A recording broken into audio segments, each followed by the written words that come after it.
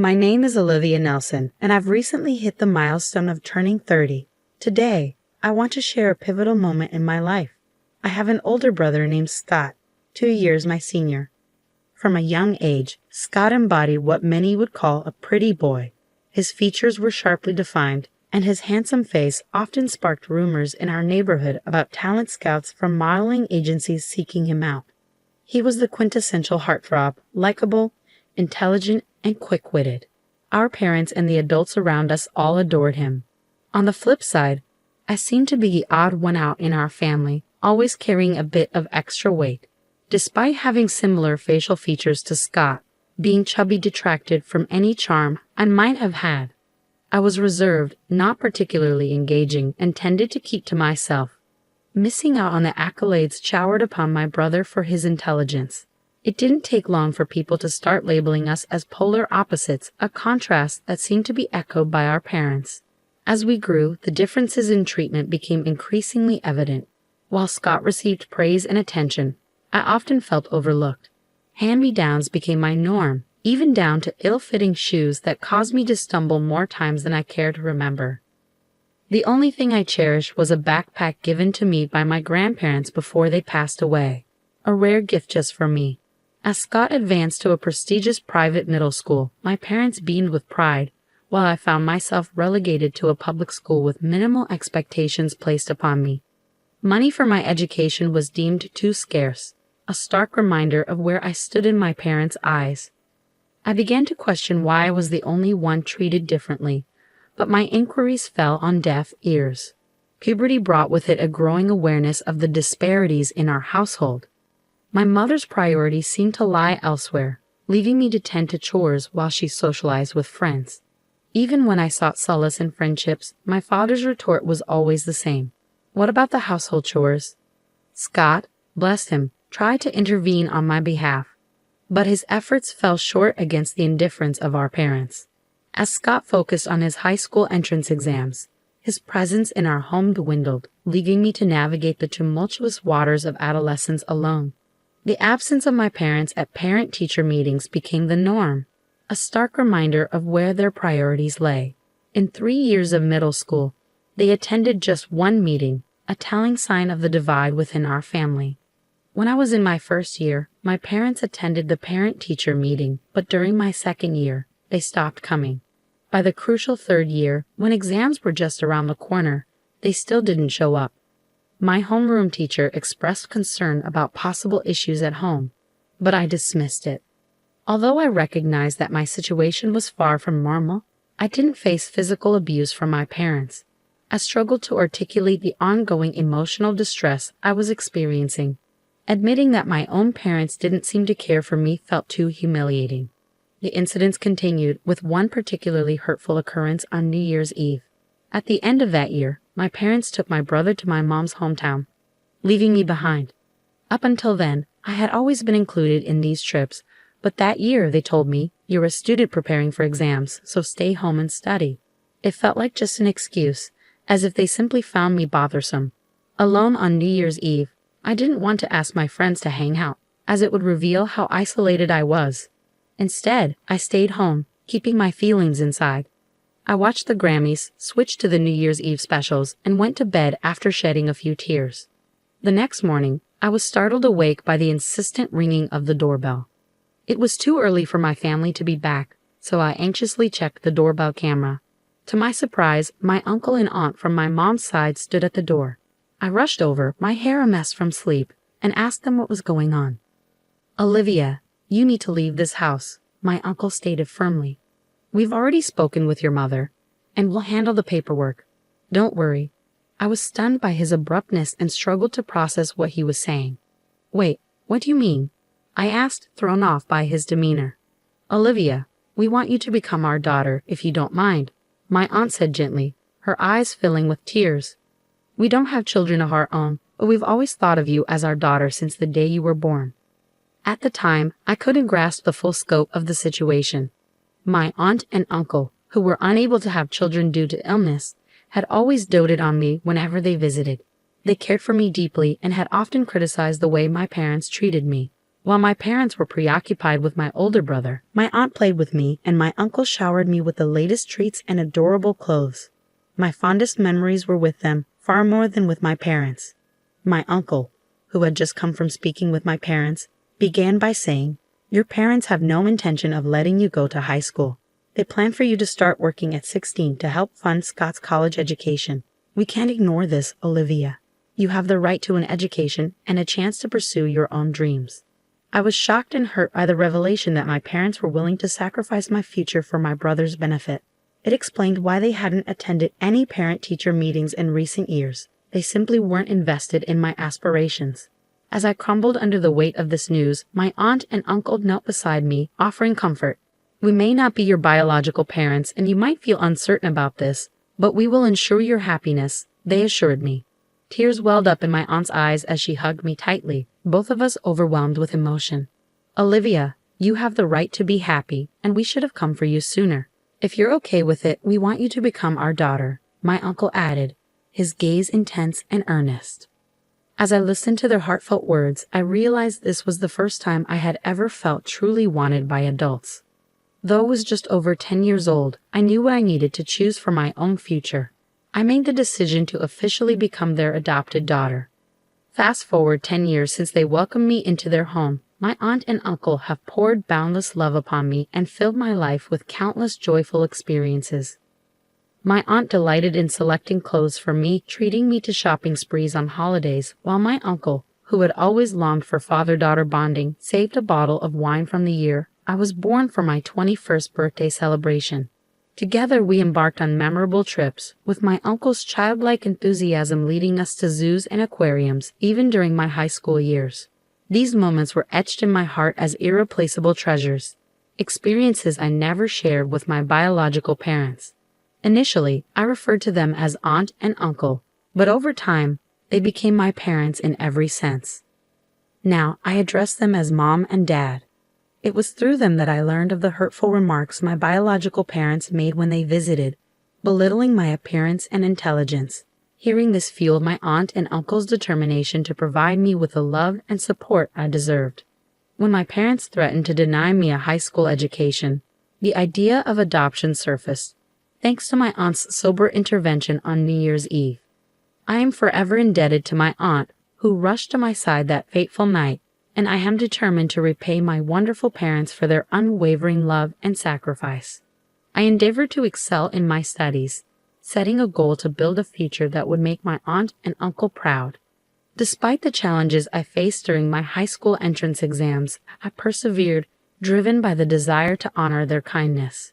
Entering a prestigious public university was a significant achievement, but it was only the beginning of my journey to repay my parents' love. With dedication and hard work, I obtained a weather forecaster license during my college years and now proudly appear on television as a weather forecaster.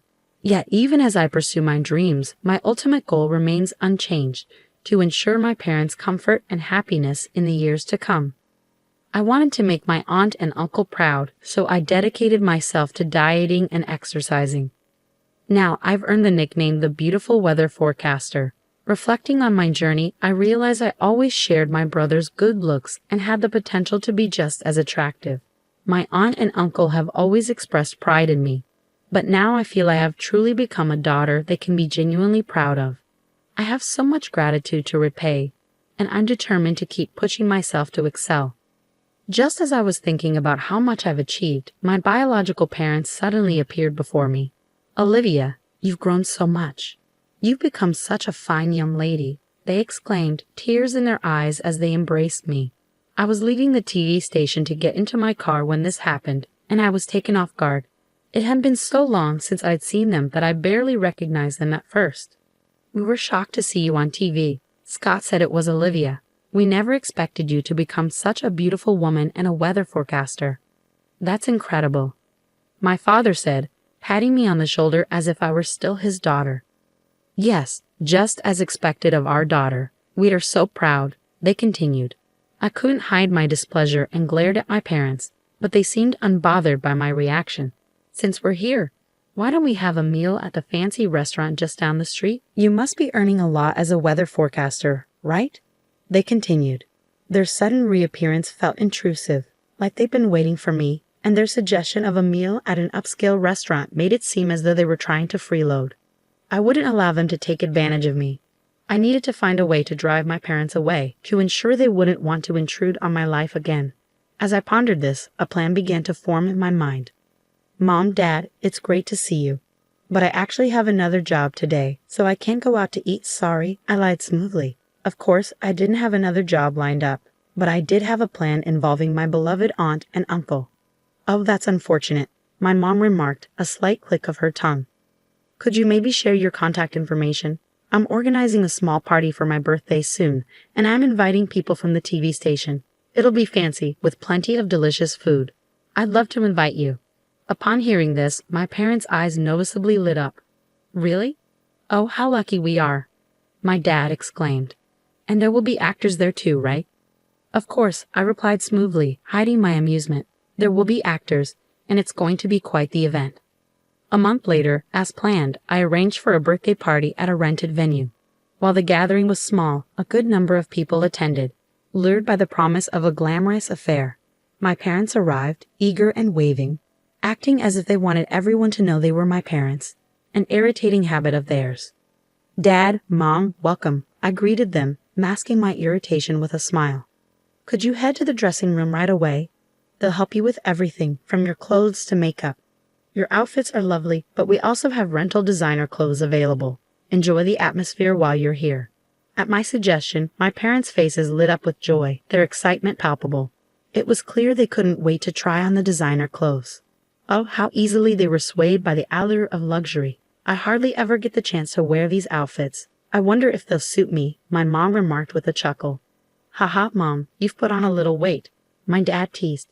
Oh, stop it, she scolded. While they exchanged banter, I offered them flattery, saying you both still look young and beautiful, so anything will suit you. It seemed they had been waiting for a compliment, and they both nodded in agreement. In the past, I feared being disliked more than I already was. I couldn't understand my parents' motives, but now it was clear they were quite superficial. They craved high quality and luxurious things, easily swayed by popular trends. Once they had their hair and makeup done, my parents returned to the party venue in high spirits. My mother wore a pale pink mini dress that exposed her shoulders, a style more suited to a younger woman. The sagging skin on her knees revealed her true age. My father chose a bright red suit with a flashy tie adorned with yellow and green geometric patterns. He was the only one in the venue wearing such a flashy outfit, even though there was no formal dress code. The clothes were indeed designer labels, but they were secondhand. I had chosen and provided the outfits myself. I wanted my parents to wear these today, as they reminded me of a family party from my childhood. When I mentioned this, neither the makeup artist nor the costume staff questioned it. In truth, I had no memories of attending such a party with my parents, but my parents believed anything labeled designer without question. In the past, my parents would heed my exceptional brother's words, so long as they weren't about me. Now, they were the ones on the receiving end of my praise, with the label of outstanding now applied to me. As the party began, it was my turn to take the stage and deliver a speech as the guest of honor. Before I went up, I addressed my parents. I have a message for both of you in my speech today, so please listen carefully, I said as I held their hands. They looked at me with surprise and asked, "What?" But their expressions remained happy as I ascended the stage. Thank you all for joining me at my birthday celebration today. I'd also like to express my gratitude to everyone who helped organize this event. I began formally. My friends teased me, calling out, "You're so formal. That's not like you." I jokingly replied, "I'm just being myself," before turning to address my parents. "They're here today, right over there," I said, pointing in their direction. The lighting staff spotlighted my parents as I continued. These are the same parents who had the audacity to appear on TV and even set an ambush for me, despite abandoning me during my teenage years. A murmur spread through the crowd at my statement, as I had never discussed my past with anyone other than close friends. "Olivia, how could you say such a thing?" my mother exclaimed, jumping up, while my father remained stunned into silence. Since I was old enough to start kindergarten, these two constantly compared me to my high-performing older brother, Scott, and always favored him over me, I explained. I was the one who never received treats, had to wear Scott's hand-me-down clothes until I was in grade school. Despite all this, I still loved my parents dearly. During middle school, They began imposing household chores on me and eventually declared they wouldn't allow me to attend high school. They wouldn't even attend parent-teacher conferences. I continued. That's when my caring uncle and aunt stepped in and decided to adopt me. Speaking about myself in this way feels odd, but it's the truth. My uncle and aunt have repeatedly reassured me with love, telling me that I am not a bad child. Their support helped me build confidence and overcome my shyness, shaping me into the positive person I am today. The contrast between my cheerful demeanor and my difficult past was striking for the audience, causing immediate murmurs of disbelief and outrage. How could they show up at their daughter's birthday dressed like that? The crowd began to criticize my parents. Unable to handle the scrutiny, my parents hung their heads and trembled. Despite everything, I am now grateful to my biological parents. Their actions ultimately led me to find my true parents, my uncle and aunt, who enveloped me in the warmth of a loving family. My biological parents stared at me, expecting a turn in the story where they would be acknowledged as important. Instead, I offered them a quiet, smiling look. Mr. Treasure from the Daily Info, are you here? Could you make this story and the accompanying photos into an article? Consider it a birthday present for me. As I called out to my friend from the magazine, he had already started snapping pictures of my parents. Hey, stop it. Don't take pictures. My parents frantically tried to hide their faces. Even now, they couldn't face the consequences of their actions. You always made me do things I didn't want to do, even when I pleaded with you to stop, I shouted. You can't impose on others and expect to avoid consequences yourself. At my words, my mother's eyes welled up with tears. I'm sorry. If you publish this article, it will harm us, your mother and father. You wouldn't want that, would you, Olivia? I was astonished by their nerve. Did they really think I still considered them my parents? They had abandoned me, neglecting their duties as parents. My true parents are my uncle and aunt. They are the ones I see as my mother and father. I warned them never to interfere in my life again. As memories flooded back and my gratitude for my uncle and aunt swelled, tears streamed down my face.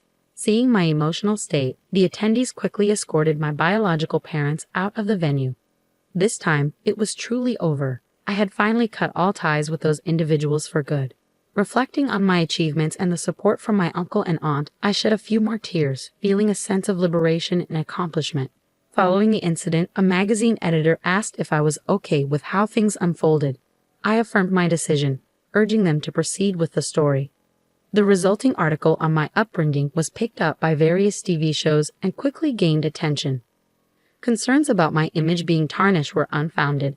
Instead, the story painted me as a modern Cinderella making a dramatic turnaround, and my reputation soared. On the other hand, my biological parents, let's reluctantly call them that, faced severe repercussions after the story was published. They became outcasts in our community and eventually decided to move. Gossip spread to my father's workplace, forcing him to resign. My mother, who had been a homemaker, was now unemployed. My brother Scott kept me updated on their situation, revealing they were living off their savings. Though Scott had initially hoped we could live together again, he soon understood that staying with my adoptive family was the right choice for me. Scott remained a constant source of support throughout my college years, helping guide me in my studies. He ultimately chose to sever all ties with our biological parents after my story was published, jokingly stating he might only see them again at their funeral. Knowing Scott, he might not even attend that. 5 years have since passed. I married Mr. Treasure, who was working at the magazine that published my story, and we now have a pair of twins, a boy and a girl. As a mother, I am dedicated to ensuring my children are treated equally and grow up in a happy, loving environment, just as my aunt and uncle did for me, and as Scott has always watched over me from afar. I want my children to grow up kind and gentle, like my own family. Besides raising my children, I am committed to repaying the kindness shown to me by my uncle and aunt. This year, I surprised them with a trip to Oregon for our wedding anniversary, which we enjoyed with my husband and children. My aunt and uncle often tell me, "Olivia, you have your own family now. You don't have to do this." But for me, giving back is a source of joy, not obligation. Seeing their happy faces brings meaning to my life. I tell them not to steal my pleasure as I plan our next surprise, maybe a luxurious hotel stay for the whole family. There is still so much we want to do as a family.